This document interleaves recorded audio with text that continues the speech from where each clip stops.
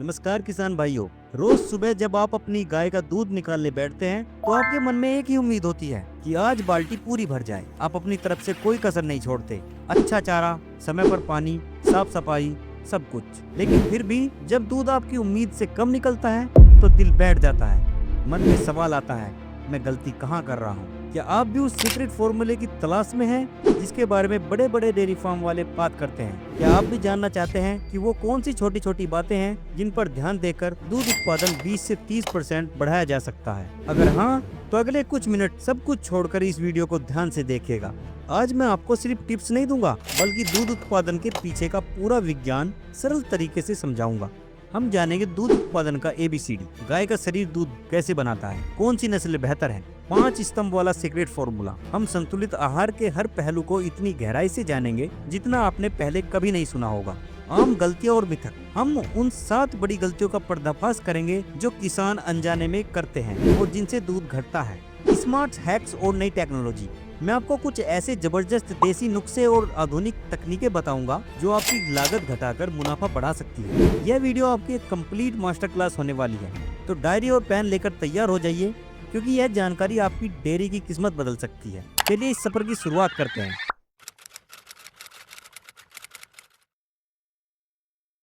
दोस्तों, एक मजबूत इमारत बनाने के लिए उसकी नींव मजबूत होनी चाहिए। इसी तरह दूध बढ़ाने के लिए पहले यह समझना होगा कि यह बनता कैसे है।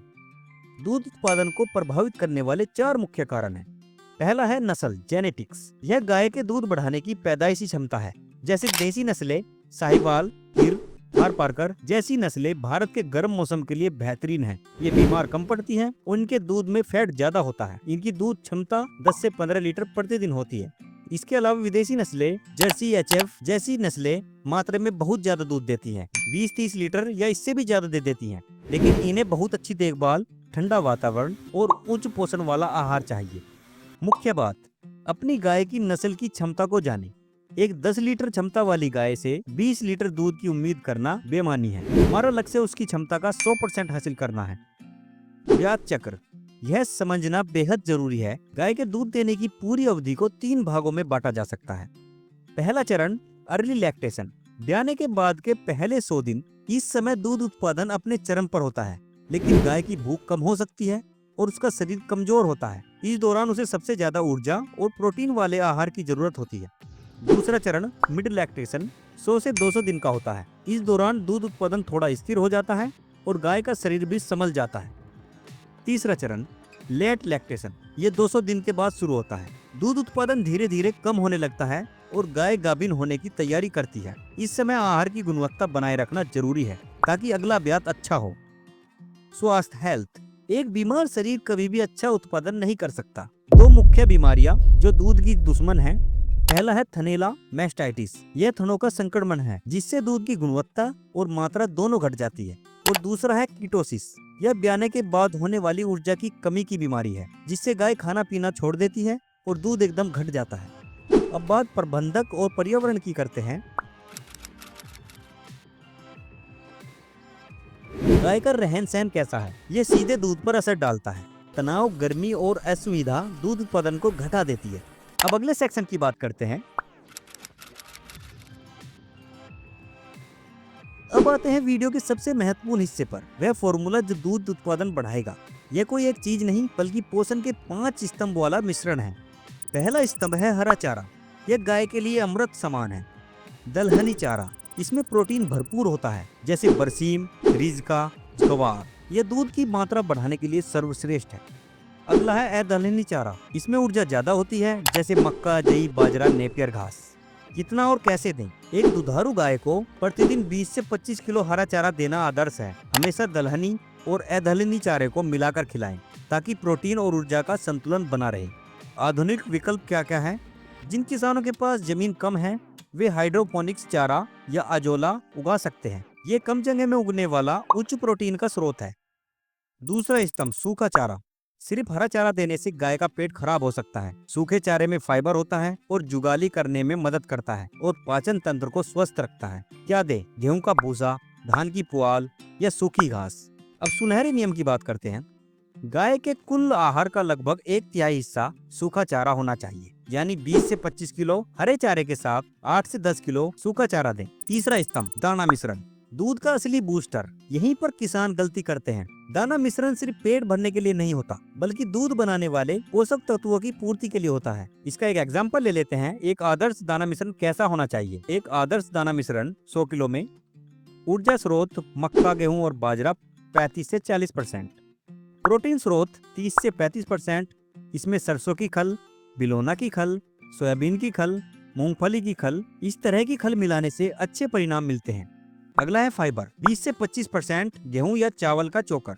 अगला है खनिज और विटामिन, 2 किलो मिनरल मिक्सर और 1 किलो सादा नमक। ये एक परफेक्ट डाइट है एक पशु के लिए। खिलाने का वैज्ञानिक फॉर्मूला, शरीर के मेंटेनेंस के लिए हर गाय को 1.5 से 2 किलो दाना रोज चाहिए, चाहे वो दूध दे या ना दे। तो दूध के लिए देसी गाय के लिए हर 2.5 किलो दूध पर 1 किलो दाना अतिरिक्त दें, और विदेशी नस्लों के लिए हर 2 लीटर दूध पर 1 किलो दाना अतिरिक्त दें। चौथा स्तंभ है पानी, 87% दूध इसी से बनता है। किसान भाइयों, इस सबसे सस्ता लेकिन सबसे जरूरी पोषक तत्व है।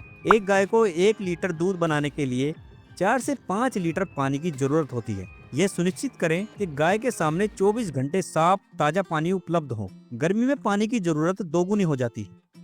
पांचवा स्तंभ है मिनरल मिक्सर। यह है साइलेंट परफॉर्मर। यह गाय के शरीर का रिचार्ज है। कैल्शियम, फास्फोरस, कॉपर, जिंक जैसे तत्व गाय को गर्मी में लाने, गाभिन होने और दूध की क्वालिटी को सुधारने के लिए अनिवार्य है। इसकी खुराक कितनी रखनी है? प्रतिदिन 50 से 100 ग्राम अच्छी कंपनी का मिनरल मिक्सर दाने में जरूर मिलाएं। और आपके लिए एक वार्निंग है, इसमें कभी भी कंजूसी ना करें। अब अगले सेक्शन की तरफ बढ़ते हैं। फॉर्मूला तो आपने जान लिया, अब बात करते हैं कुछ स्मार्ट तरीके और उन गलतियों की जिनसे आपको बचना है। स्मार्ट हैक्स और आधुनिक तकनीक।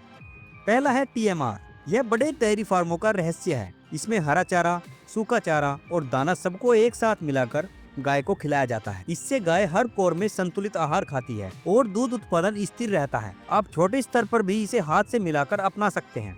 दूसरा है बाईपास फैट। ब्याने के बाद जब गाय को अत्यधिक ऊर्जा की जरूरत होती है, तब 100 से 200 ग्राम बाईपास फैट देना जरूरी है। ये गाय के लिए रॉकेट फ्यूल का काम करेगा। यह दूध उत्पादन और फैट दोनों को तेजी से बढ़ाता है।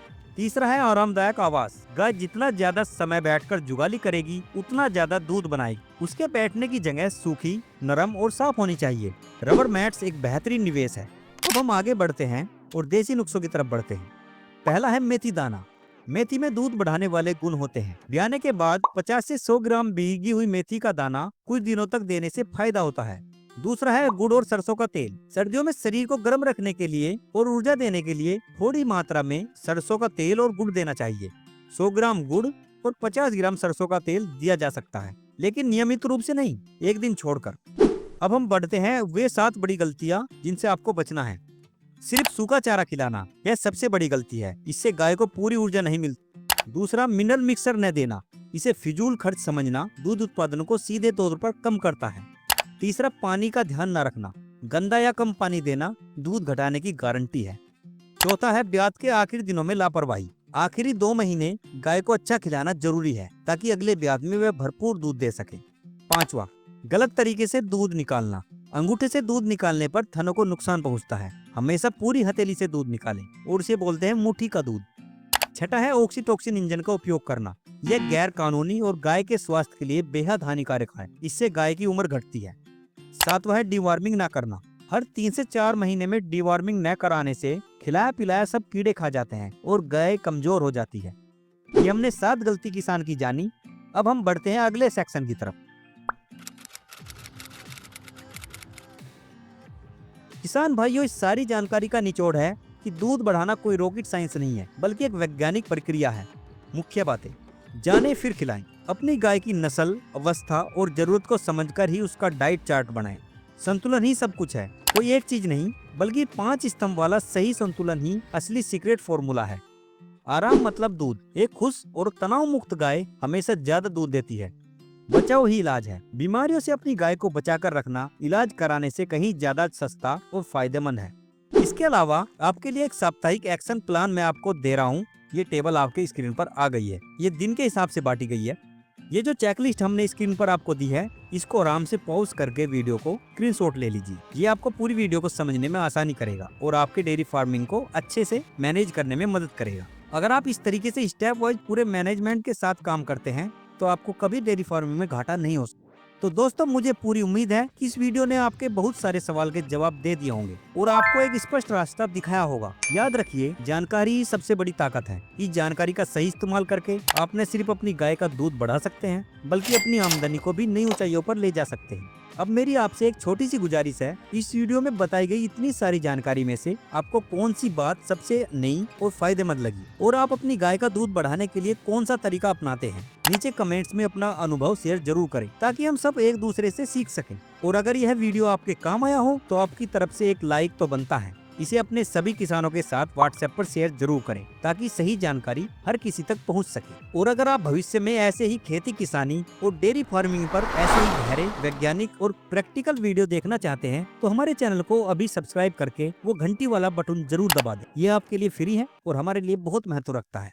अगले वीडियो में हम ऐसे ही किसी महत्वपूर्ण विषय पर बात करेंगे। तब तक के लिए अपना और अपने पशुओं का खूब ध्यान रखें। जय हिंद, जय किसान।